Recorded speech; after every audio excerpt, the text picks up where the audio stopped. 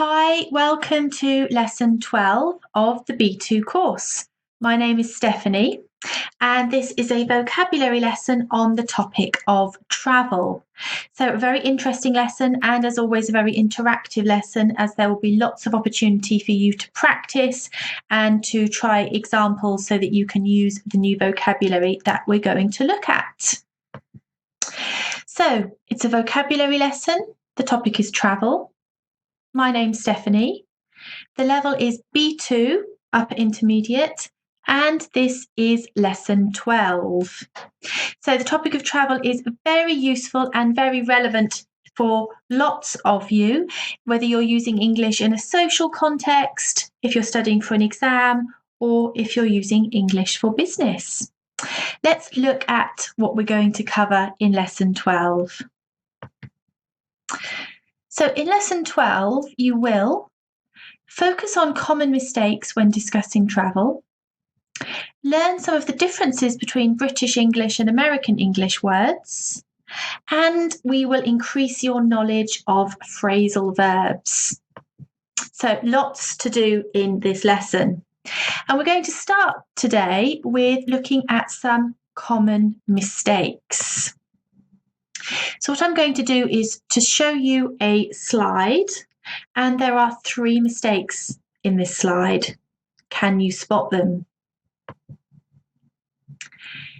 Last month, my brother went on a travel to Berlin. Unfortunately, when he arrived to the airport, his flight had been delayed due to foggy weather. Okay, so in this text, there are 3 errors, 3 mistakes. I'll go back to the slide. I want you to pause the video and see if you can note down what the mistakes are. Okay, how did you find that? Do you have 3? Great if you've got 3. If you've got 4, you've got 1 too many. And if you've only got 2, you're missing 1. Let's have a look together at the 3 mistakes. Okay, so the first one, last month my brother went on a travel to Berlin. The second, unfortunately, when he arrived to the airport. And the third one, his flight had been delayed due to foggy weather. Okay, so I've identified the mistakes for you. Your next challenge is to see if you can correct them and tell me why these are wrong. So this is a really useful skill when you're studying a language, not only to be able to spot the mistake, but to understand why it's a mistake. If you understand, you're less likely to make that mistake in the future.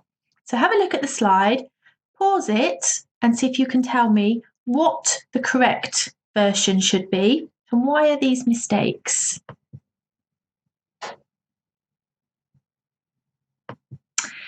Okay, let's have a look at the answers together then. So the first one, it's a trip, not a travel. Who can tell me why?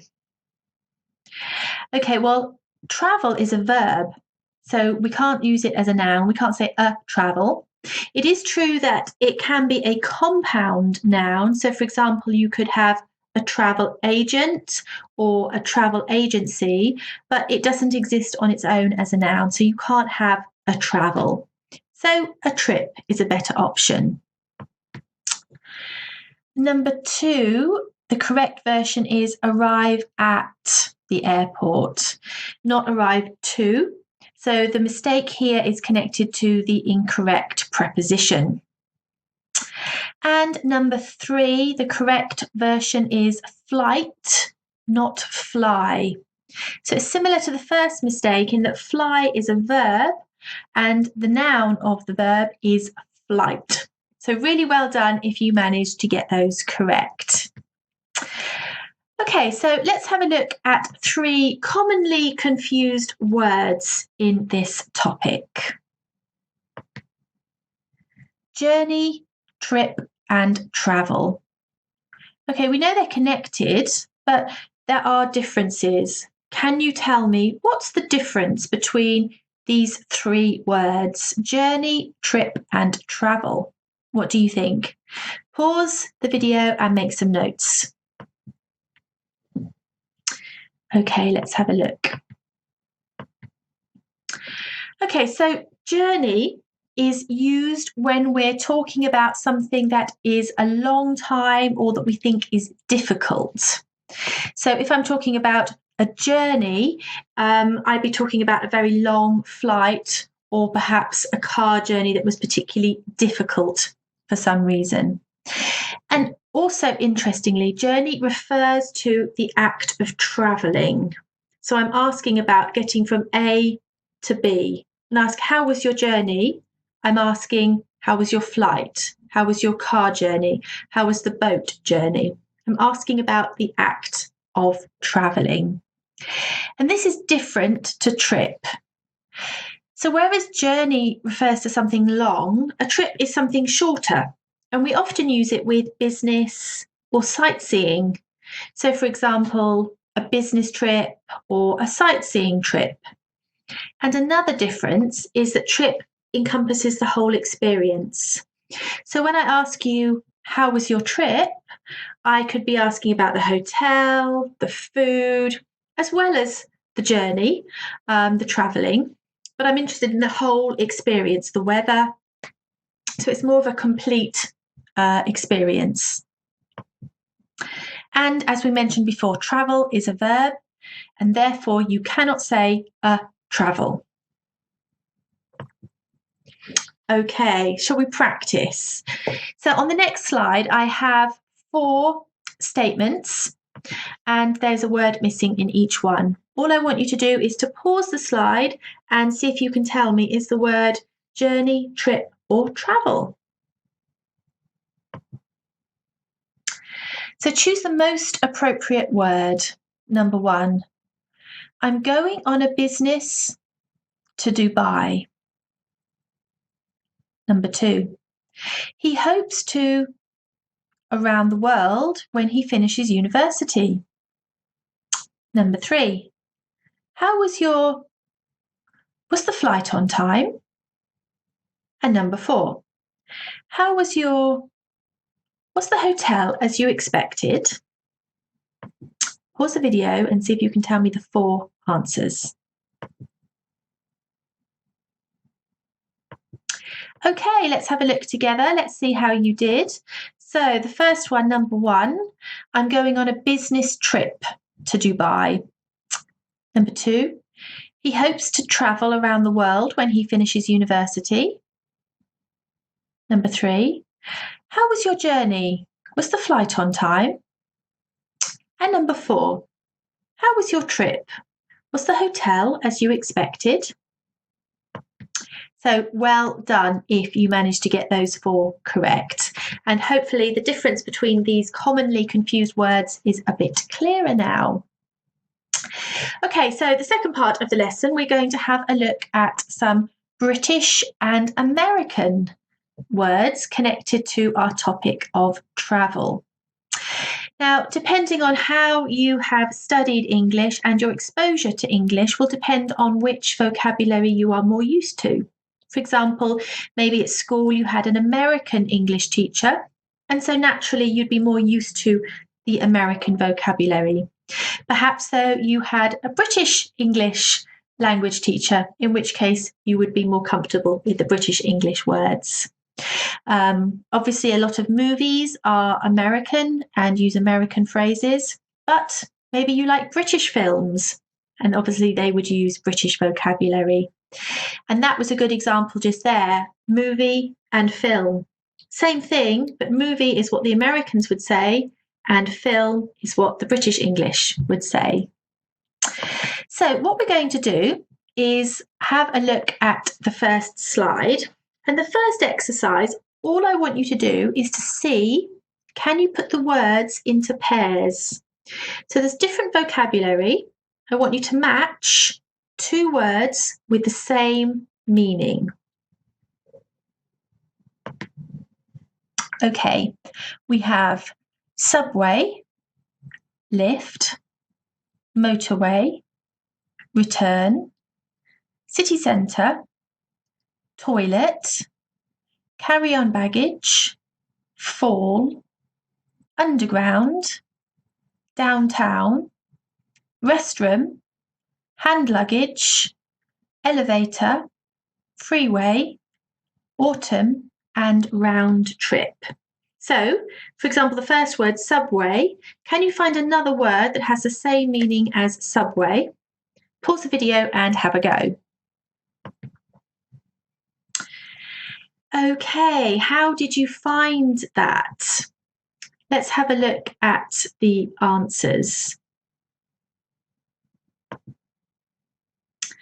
Okay, so the correct answers, subway is the same as underground, lift is the same as elevator, a return is a round trip, city centre is downtown, carry-on baggage is hand luggage, fall is autumn, a motorway is a freeway, and a toilet is a restroom. So really well done if you managed to correctly pair those words together.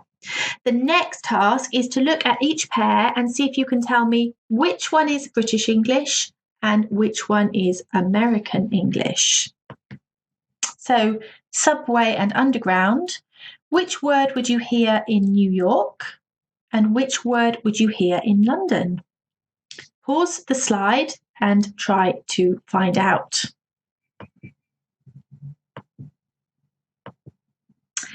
Okay, let's have a look.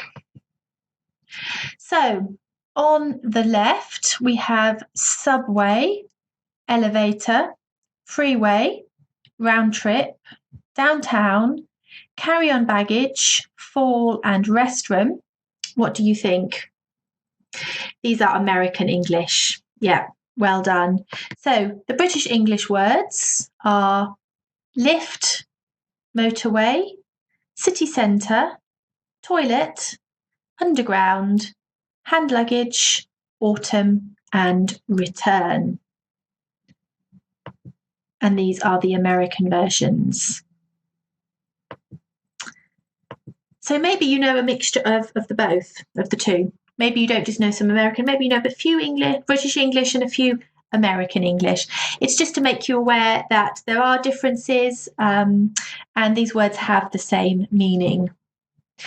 Okay, so we're going to practice. And because I'm English, we're going to practice the British English versions. So I have some sentences. There is a gap in each sentence. All you need to do is to complete the sentence with the correct British English word. Let's have a look. I'd like to buy a ticket to Manchester, please. My bags are heavy. Is there a to the platform? Is there space for in the overhead locker? There's a terrible traffic jam on the... Does this bus take you to the... Excuse me, where is the... Please? To get to Piccadilly Circus, you need to take the... Is a lovely season to visit London. So pause the video and see if you can complete with the British English words. Okay, are we ready to check? Let's have a look. So, I'd like to buy a return ticket to Manchester, please. My bags are heavy. Is there a lift to the platform? Is there space for my hand luggage in the overhead locker? There is a terrible traffic jam on the motorway. Does this bus take you to the city centre? Excuse me, where is the toilet, please?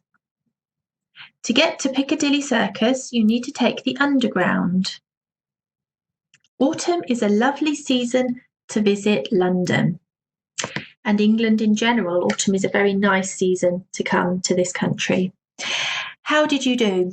Well done if you managed to get all of those correct. Okay, so the final part of this lesson is the time to look at phrasal verbs. What do I mean by a phrasal verb? do you know? Well, a phrasal verb means a multi-word verb. And if you think you still don't know, you do. I'm sure you know lots of examples. Let's think.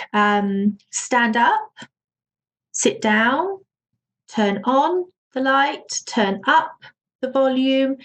These are all examples of phrasal verbs. It's a verb and a preposition. So stand up, turn on. These are all phrasal verbs. And why are phrasal verbs important? Do you know? Well, as native speakers, we use phrasal verbs a lot. So if you're going to be communicating with a native speaker, they're likely to use phrasal verbs. So it's really important for your comprehension that you become more aware of them. And also, if you want to sound more natural, using phrasal verbs definitely helps. Now, I think a really good and useful way to look at this topic is in the context of a subject like travel, because here you can see the phrasal verbs used in context. So you have an example of how to use the phrasal verb, which means firstly, you're more likely to remember, but secondly, you're also more likely to use it correctly. Okay, are we ready? So let's go with phrasal verbs. Now, our first exercise, I'm going to tell you a very short story. I want you to listen and tell me how many phrasal verbs can you hear. Remember, we're looking for verb and preposition. Last week, I had a business trip to Berlin. I set off early and booked a taxi to pick me up at 5 a.m. 1 hour later, the driver dropped me off outside the terminal building. At the airport, I checked in and went to the departure lounge. Only then I found out that the plane had been held up due to weather conditions. We eventually took off 2 hours late. So, a travel story there, but how many phrasal verbs did you spot? Okay, I'm going to show you the slide now. I'll read it again. Same idea. See if you can find any that you missed. Last week, I had a business trip to Berlin. I set off early and booked a taxi to pick me up at 5 a.m. 1 hour later, the driver dropped me off outside the terminal building. At the airport, I checked in and went to the departure lounge. Only then I found out that the plane had been held up due to weather conditions. We eventually took off 2 hours late. Okay, so pause the video and see if you can write down the phrasal verbs that you see there. Okay, how many did you find? Well, there are 7. So if you haven't got 7, go back and have a look. If you've got too many, if you've got more than 7, you need to get rid of some of them because they're not a phrasal verb. Let's have a look together. So we have set off, pick up, drop off, check in, found out, held up, and take off. Really well done if you managed to capture all 7 phrasal verbs there. Okay, so we looked at these 7 phrasal verbs in the context of our story, but what do they mean? What does set off mean? What does pick up mean? So if we look back at the slide, see if you can tell me, what do these phrasal verbs mean? How do you understand them? So again, please pause the video and see if you can make notes. What do I mean by find out or take off? So make some notes and then we'll check together.